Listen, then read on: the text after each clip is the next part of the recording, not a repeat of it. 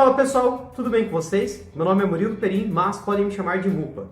Hoje vocês vão fazer uma oficina que dura em torno de 20, 25 minutos de desenho cômico e como a gente pode utilizar o desenho cômico nesse momento de pandemia para auxiliar as pessoas ao nosso redor, auxiliar os meios que estão aqui próximos da gente.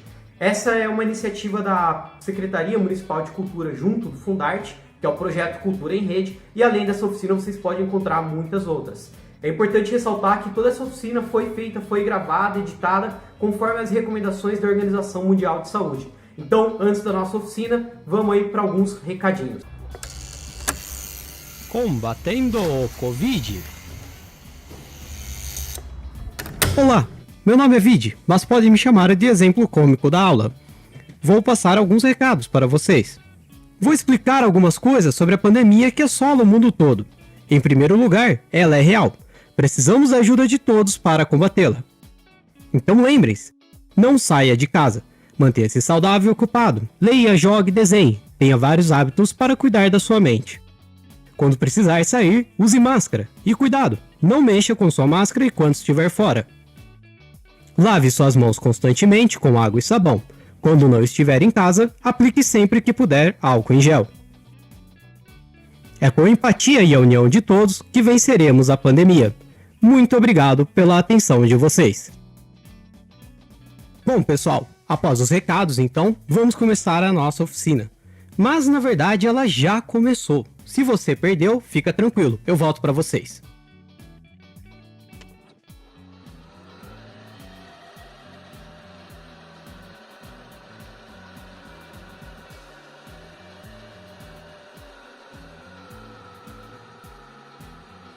Certo. Vamos então analisar os avisos aqui do Dr. Vidi pra gente. Como seria somente escutar a voz dele? Olá, meu nome é Vidi, mas podem me chamar de exemplo cômico da aula. Vou passar alguns recados para vocês. Legal. E agora com um balão, como é que fica? Olá, meu nome é Vidi, mas podem me chamar de exemplo cômico da aula. Vou passar alguns recados para vocês. A verdade é que esse exemplo ele ganha muito mais força, ele fica muito mais interessante quando a gente tem também a imagem do doutor para conversar conosco. É a imagem que acaba trazendo empatia, simpatia, que faz com que a gente preste atenção nesse aviso e que ele não seja simplesmente mais um aviso igual a todos os outros. O desenho, o personagem que está aqui acaba atraindo a gente. Mas por que isso acontece? Para isso, vamos falar sobre o poder da imagem. Uma imagem vale mais que 1000 palavras. Quem disse isso, dizem, foi Confúcio. O que isso quer dizer exatamente? Vamos analisar alguns trabalhos que eu fiz em outros momentos. Como esse gatinho triste, excluído num beco, durante a chuva. Essa imagem automaticamente cria um senso de empatia na gente. Faz com que a gente tenha dó desse gatinho. A gente quer adotar, quer fazer alguma coisa por ele. Vamos ver mais um exemplo. Olha todas essas meninas indo, juntando forças para tirar essa outra menina que está engelada, enquanto a gente lê ali do lado, você não está sozinha. Isso cria muito peso para a imagem. A gente compreende rapidamente todos os sentimentos que estão aqui, que estão nessa imagem, nessa ilustração. Outro exemplo. Aqui, nesse caso, é uma ilustração muito mais informativa. Eu consigo, através de uma única ilustração, compreender esse grande projeto que é uma lixeira, onde várias crianças vão estar estudando em volta dela para entender um pouquinho mais sobre resíduos. Então ela é muito explicativa. E no nosso quarto exemplo, no nosso último exemplo, eu tenho um mascote para uma empresa que vai trabalhar com essa coisa de algo que é nostálgico pra gente, dos doces da vovó. Então olha como cada uma dessas imagens traz alguma ideia, traz alguma coisa muito forte. Por que isso acontece? Vamos voltar então naquela frase ali do começo. Uma imagem vale mais que 1000 palavras. Muitas vezes o que eu quero transmitir é uma sensação. Eu quero que as pessoas compreendam algo apenas pelo apelo visual. Eu quero que elas sintam algo e não só entendam exatamente. Eu quero que aquilo realmente entre nelas, faça parte da compreensão delas. E é por isso que uma imagem tem tanto poder. Mas olha só, todos os exemplos eram cômicos. Por que fizemos dessa maneira? Desenho cômico e identidade. Olhem para essa imagem. O que exatamente vocês veem aqui? Respondam. Certo. Se vocês disseram um rosto feliz, vocês estão errados. Porque na verdade aqui a gente tem um conjunto de um traço que lembra uma boca e duas bolinhas que lembram dois olhos. Mas então por que a gente vê um rosto feliz, um rosto triste e um rosto bravo, se na verdade não existe rosto nenhum aqui, só um conjunto de vários traços que a gente escolheu representar dessa maneira? Bom, basicamente por causa disso. A universalidade da imagem do cartoon. Quanto mais cartoonizado o rosto, mais pessoas ele pode descrever. Quem disse isso foi Scott McCloud. O que ele quer dizer com isso? Vamos analisar um outro desenho. Quando a gente olha para essa imagem, por mais que ela seja extremamente realista e realmente lembre uma pessoa, poucas pessoas vão conseguir se enxergar aqui. Porque, obviamente, eu não me vejo aqui. Esse não sou eu, esse não é você. Esse é um personagem específico de uma série. Mas, quando a gente olha um personagem como esse, ele não é exatamente ninguém. Esse nariz pode representar o nariz de várias pessoas. Esse óculos pode representar várias pessoas. Então, o desenho cômico, essa coisa bem simplificada de um traço, de apenas trazer expressão, vai representar muito mais gente, cria mais empatia. Formas geométricas e estrutura da cabeça. Mas, chega de enrolação. Vamos então para a parte prática da nossa oficina. Agora que vocês entenderam o potencial da imagem e o porquê que a gente aplica o desenho cômico para se comunicar, vamos para o desenho. Primeira coisa, procurem sempre fazer os desenhos de vocês com esse movimento do pulso que eu estava mostrando agora há pouco. Esse movimento em arco, esse vai e vem para cima, para baixo. Movam o braço de vocês, procurem o melhor ângulo possível e pratiquem o desenho das 3 formas geométricas básicas. Da esfera, que eu mostrei ali com o pulso bem solto na parte de cima da folha, do quadrado, onde eu vou reposicionando o meu braço em vários ângulos diferentes, e também do triângulo, onde eu também posicionei em determinados ângulos o meu braço para ficar mais fácil de fazer cada uma daquelas linhas. Mas o porquê que a gente tem que estudar essas formas geométricas básicas? Bom, quando a gente fala de desenho, a gente vai sempre iniciar uma ilustração, um personagem, a partir da estrutura. O que é estrutura? Ela é basicamente o esqueleto do personagem. Ela vai ser uma união de formas geométricas simples e de algumas linhas na vertical, ou seja, de cima para baixo ou na horizontal, de um lado para o outro, que vão mapear, vão mostrar o formato desse personagem. Aqui eu estou dando um exemplo de um personagem mais arredondado, que eu terminei agora há pouco, ali em cima. Estou fazendo um personagem mais quadrado, agora aqui do lado, e vou fazer depois um personagem mais triangular, numa estrutura triangular. Quando nós falamos dessas 3 formas geométricas, é importante compreender que a gente não vai aplicar cada uma delas de maneira totalmente inconsciente. A gente precisa pensar, por que eu quero um nariz arredondado para um personagem? Por que eu quero um óculos quadrado? Ou por que eu quero uma orelha pontuda? Quando a gente fala da forma esférica, ela está muito relacionada a personagens que eles são mais simpáticos, que eles são inocentes, mas que também são estáveis, assim como uma criança. Podem, sem mais nem menos, disparar para um lado, sair correndo. Então a esfera fala de instabilidade, mas também de conforto. É um personagem que ele é agradável para a gente, que ele é simpático. Então se eu quero desenhar um personagem que ele precisa trazer a simpatia das pessoas, eu vou usar muito mais formas esféricas, como no exemplo aqui, onde eu fiz um personagem que a gente olha para ele e a gente confia nele.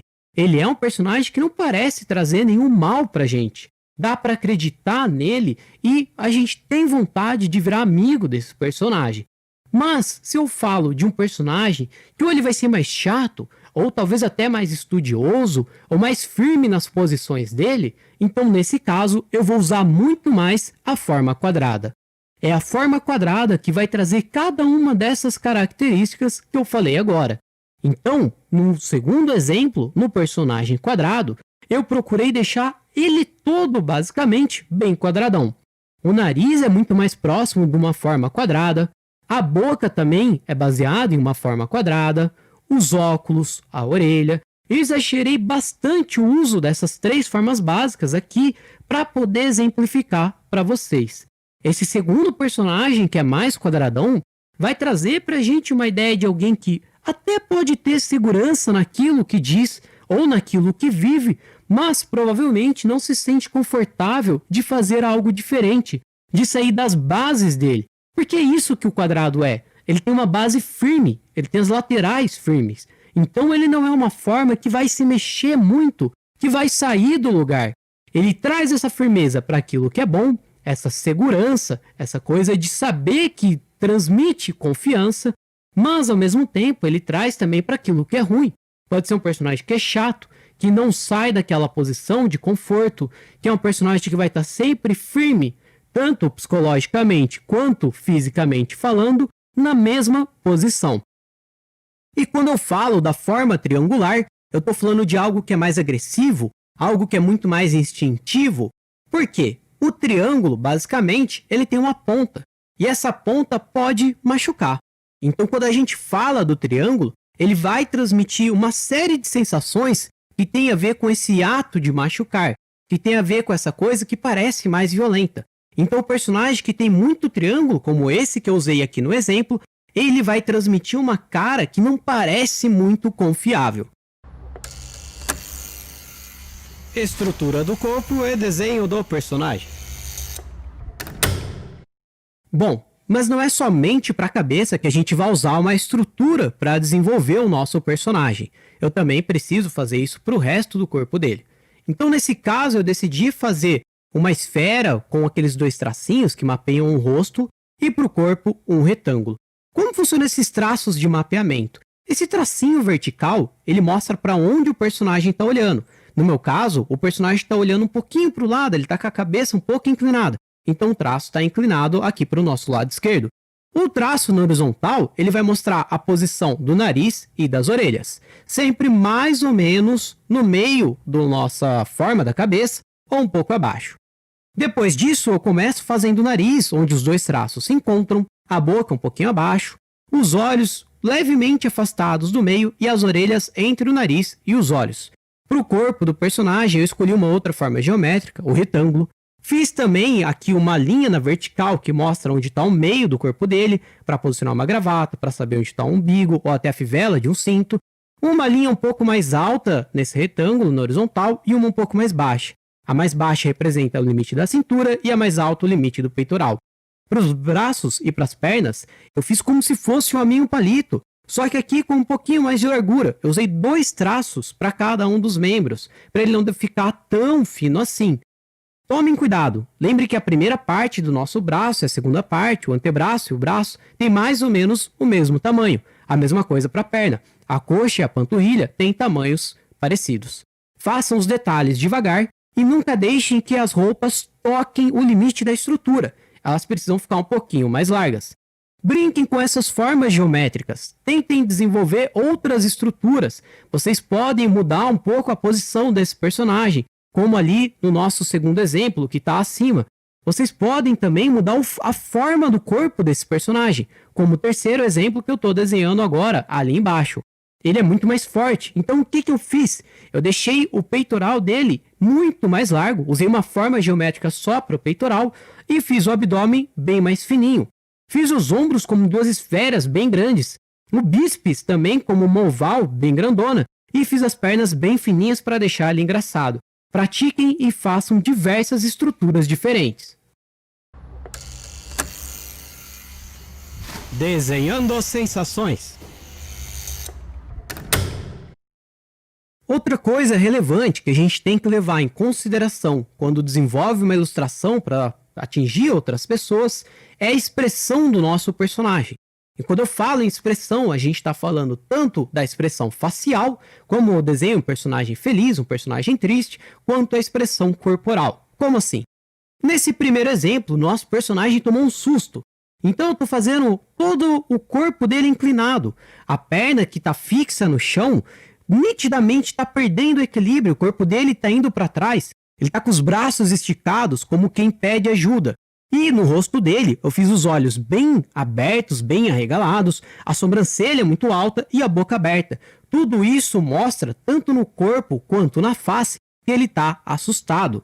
Já um personagem que pode estar ali, mas na dele, de repente triste ou até pensativo, com alguma coisa que é mais introspectiva, eu posso fazer com as perninhas viradas uma para outra, as duas viradas para o meio, com os braços mais próximos também.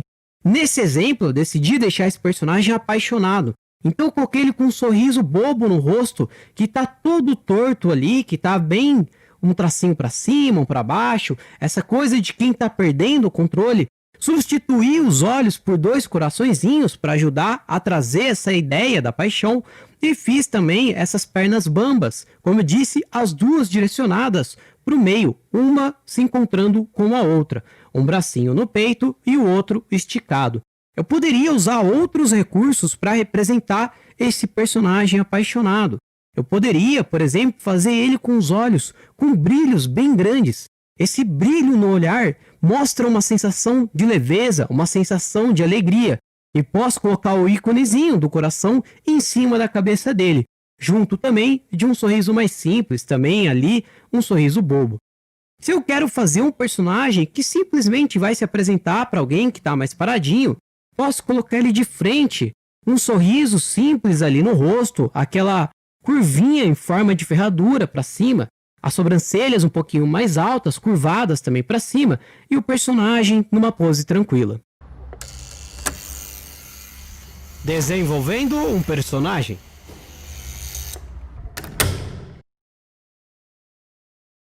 Bom, pessoal, tudo que eu comentei até aqui foi só para trazer uma base para vocês entenderem um pouquinho tudo aquilo que a gente precisa pensar e aplicar quando a gente vai desenvolver um personagem, seja para uma campanha, como eu mostrei ali do gatinho na chuva, que era para uma campanha de doação de alimentos, seja, por exemplo, para um mascote, como era no caso da vovozinha, que era para ser uma coisa mais simpática, mais nostálgica. Enfim, independente da campanha que a gente vai fazer, independente da causa que a gente escolhe ajudar, eu preciso ter uma série de noções, todas essas que eu apresentei aqui, para desenvolver o personagem. Então, o nosso principal exemplo, aquele doutorzinho ali do começo, o Dr. Vide que eu usei para explicar para vocês algumas coisas sobre a pandemia, eu trouxe aqui agora o passo a passo de como eu desenvolvi esse personagem. Primeiro, eu gostaria que ele fosse um personagem simpático, então eu deixei a orelha arredondada, o nariz arredondado, coloquei também para ele uma expressão de alegria, mas eu precisava que ele transmitisse confiança, senão vocês não acreditariam nas coisas que ele está comunicando. Ele não passaria um ar sério de quem é um doutor, de quem sabe do que está falando. Então coloquei o óculos mais quadrado, também o queixo um pouquinho mais quadrado e o cabelo mais quadradão. As pontas ali do cabelo dele não é necessariamente para mostrar uma coisa mais agressiva, como eu falei inicialmente das pontas, mas para quebrar um pouquinho a forma geométrica. Para não ficar sempre na esfera e no quadrado, eu coloquei algumas pontas. Isso também pode indicar um personagem que é mais ativo, que é mais instintivo. Um personagem que vai estar vindo até aqui para conversar com vocês. Nunca parem no primeiro esboço. O de cima, eu gostei mais do que esse agora de baixo ali, do que aquele segundo. Mas não tinha como eu saber antes de desenhar o segundo personagem, a segunda versão desse personagem. Então eu continuei testando algumas ideias. Coloquei a máscara nele, mas eu achei que se eu cobrisse toda a parte de baixo do rosto, isso não seria muito funcional.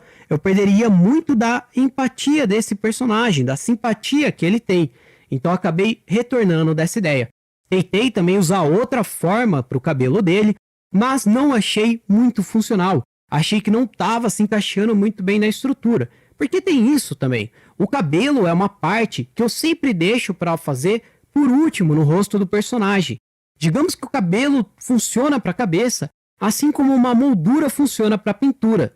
A gente tem que tentar testar e encontrar a moldura certa para um quadro, para ela não chamar mais atenção do que o próprio quadro. Aqui é a mesma coisa. O cabelo não pode chamar mais atenção do que o rosto do personagem, do que a expressão dele. O cabelo precisa ajudar a criar a identidade desse personagem, a criar o formato dele. Fiz um terceiro teste com o personagem de máscara. Acho que ainda não cheguei numa solução tão legal, mas percebi que se eu jogasse a máscara um pouco mais para cima, colocasse ela ali na orelha e deixasse aparecer um pouquinho da borda do rosto, funcionaria melhor. Eu ainda poderia transmitir essa expressão mais alegre do personagem. Depois foi esse desenho que eu usei de base para uma das ilustrações que eu coloquei no início do vídeo. Mas foi na quarta versão do personagem que eu cheguei naquilo que eu gostaria. O personagem parece transmitir confiança por causa dessas formas mais quadradas que estão presentes nele, como no cabelo, no queixo e no óculos, e ele também é um personagem simpático. Escolhendo as ilustrações para o seu projeto. Certo, agora nós vimos a teoria, entendemos as coisas que a gente precisa tomar cuidado na hora de desenvolver esse personagem, mas como eu vou escolher a posição, o formato das ilustrações para essa campanha que eu quero participar? Bom, primeiro de tudo eu já tinha uma ideia, eu tinha um certo roteiro daquilo que o personagem deveria falar no começo. Então eu sabia o que cada uma das ilustrações deveria representar. Primeira coisa, anotem suas ideias. Coloquem tudo que deve estar presente naquela ilustração para depois tentar jogar tudo isso para o aspecto visual. Vamos analisar a primeira ilustração. Nesse caso, o personagem com a cabeça quadrada e os óculos quadrados, como eu falei, vai representar um pouco dessa coisa no personagem firme, o personagem inteligente, que tem consciência do que ele está se manifestando a respeito daquele assunto. Mas olhos, orelhas e nariz estão mais arredondados, demonstrando que ele é um personagem simpático, então a gente confia nele. Ele não parece um personagem que estaria aqui para causar mal pra gente, então tá dentro da nossa proposta. A boca aberta, o sorriso, o brilho nos olhos vão trazer mais também dessa simpatia, de um personagem que ele tá tentando se apresentar na primeira ilustração de uma maneira que a gente gosta dele. Isso é importante para que as próximas ilustrações funcionem. Então, no primeiro desenho, você conhece e confia nesse professor, nesse doutor, certo? Essa era a ideia da primeira ilustração. Depois que vocês fazem o esboço, depois que vocês gostam de um desenho, comecem a finalizar esse desenho. Como assim? Como eu vou fazer isso? Aqui nesse caso, eu fiz primeiro um esboço com um lápis colorido. Normalmente a gente usa um lápis azul ou vermelho para isso. Por quê? Ele apaga um pouquinho ali com a borracha e caso eu queira escanear o meu desenho, essa cor quase não aparece depois na imagem escaneada. Depois que eu comecei a fazer todo o esboço com o meu lápis HB ou 2B, que são dois lápis bem baratinhos que a gente encontra na papelaria, e de verdade, caso não tenha, agora não tem como comprar, obviamente, usem qualquer lápis que vocês têm em casa. O resultado vai ser muito próximo também do que a gente tem aqui. Depois disso, eu vou aplicar um pouquinho mais de força em cada um desses gestos com aquele movimento do pulso que eu mostrei antes para vocês, em todas as linhas, deixando o traço um pouquinho mais escuro. Vamos então agora para a nossa segunda ilustração, aquela onde eu mostrava o vírus sombreando o mundo, encobrindo uma parte do mundo, enquanto o doutor ali na frente confrontava esse vírus. Ele tinha ali uma posição clara de quem está confrontando, de quem está numa espécie de embate com o vírus. Primeiro de tudo, então, eu preciso que nessa ilustração o foco seja o embate do doutor com o vírus, enquanto o planeta é quase um coadjuvante que está ali atrás, que está sofrendo a ameaça desse vírus. Então o planeta está num plano atrás deles. Como assim um plano atrás? Olha como o vírus e o doutor parecem estar à frente do planeta. O planeta está um pouquinho mais para trás. Isso a gente chama de plano. Então o professor e o vírus estão no primeiro plano e a Terra está num segundo plano. E outra coisa que eu precisava fazer para colocar esse confronto é um de frente para o outro. Essa posição onde na diagonal parece que eles vão se combater. Então o vírus e o doutor devem estar opostos. O doutor confronta o vírus. Ele é um agente aqui tentando lutar contra esse vírus e tentando trazer cada um daqueles que vão escutar a mensagem para essa luta. O vírus deve parecer mal. Para isso, a gente inclina a sobrancelha dele e mostra os dentes. Isso vai dar uma cara de um personagem malvado. E olha como os dentes são pontudos e a sobrancelha também. Além disso, a pandemia ela é mundial. Então a sombra do vírus deve atingir uma grande parcela da Terra, que é o que eu fiz no final da ilustração. Depois vocês vão ver a sombrinha ali que vai pegar quase a Terra inteira. A nossa segunda ilustração, então, o doutor representa o embate do mundo contra o vírus. Então, na primeira a gente apresenta o doutor, ele parece ter confiança naquilo que ele fala, ele é simpático, então a gente acredita nele, a gente quer escutar ele, e depois que a gente já conseguiu comprar a figura desse personagem, que ele já é um personagem que demonstra confiança pra gente, ele se coloca, ele se dá como exemplo no combate contra o vírus que tá pegando todo o planeta. Como eu falei para vocês, depois que a gente termina a ilustração, a gente pode contornar com um pouquinho mais de pressão o lápis, sempre naquele movimento de vai e vem, para que o desenho apareça um pouquinho mais. E olha aí a sombrinha que eu falei, que eu coloquei sobre uma boa parcela do mundo, para representar que a sombra desse vírus literalmente atinge praticamente o mundo todo. Vamos agora para a nossa terceira ilustração. Nessa terceira ilustração, eu queria mostrar para vocês a questão muito importante de ficar em casa. Então vamos analisar ela. O doutor deve parecer confortável, pois estar em casa não representa necessariamente algo ruim. Por isso eu tirei o jaleco, tirei aquela coisa mais profissional e deixei ele com uma roupa mais confortável. Ele tem que mostrar que para ele tá sendo ok ficar em casa. Para incentivar os hábitos positivos, eu representei ele com um livro. Muitas pessoas estão ficando em casa e acabam se viciando no videogame, no filme, na série. Então é importante a gente tentar trocar os hábitos. O dedo levantado dele chama a atenção para um assunto sério. Olha a expressão corporal. Somente de colocar esse dedinho levantado, ele capta um pouco mais a atenção do que se ele tivesse com todo o corpo o tempo todo tranquilo. Nossa terceira ilustração, então, o doutor está confortável em casa, aproveitando o tempo livre. Porque ficar em casa é importante e a gente precisa representar essa ideia de que é algo confortável, de que é algo que pode ser bom. Depois a gente vai ver um pouquinho melhor essas duas ilustrações finais que eu trouxe aqui, com um pouquinho mais de foco para a gente analisar só o desenho. Vamos agora para a nossa quarta ilustração. Nesse último caso, foi aquele exemplo que eu citei um pouquinho antes, de como colocar a máscara que é tão importante no personagem de uma maneira que ele ainda demonstre empatia. Isso eu resolvi lá naquele esboço. Vamos analisar essa ilustração então. Para indicar o uso da máscara, o doutor deve dar o exemplo. Então se ele está falando que os personagens devem usar a máscara, ele já deve estar com a máscara. O mesmo para uma série de ilustrações que a gente pensa sobre o exemplo. Esse joinha do doutor atesta o uso correto da máscara, exemplificado por ele mesmo, o fato dele estar usando. Muitas pessoas estão usando de maneira errada, então é importante ele usar corretamente na nossa ilustração. Além disso, na imagem, o doutor está somente com o que é necessário para a questão. Ele não tem uma série de detalhes, ele não está lotado de coisas. É uma imagem simples, com o joinha, o doutor sorridente e a máscara. É importante ser objetivo na ilustração, transmitir a ideia clara e direta daquilo que a gente quer. Bom, pessoal, a gente está chegando no final, então, da nossa oficina. Já estamos aí com quase meia hora, é bastante informação para vocês. Pratiquem bastante, façam o esboço, testem a estrutura, procurem expressões no Google mesmo, de outras pessoas, uma pessoa com raiva, uma pessoa pensativa. Tentem aplicar isso no desenho cômico de vocês. Procurem outras estruturas. No meu YouTube tem uma série de videoaulas gratuitas também para dar sequência. Fiquem à vontade, é só procurar lá, Murilo Alves Perim, e podem entrar em contato também para tirar as dúvidas através do meu e-mail ou do Instagram, Mupa Desenhos. Por hoje é isso. Muito obrigado, forte abraço e até o próximo Rabisco.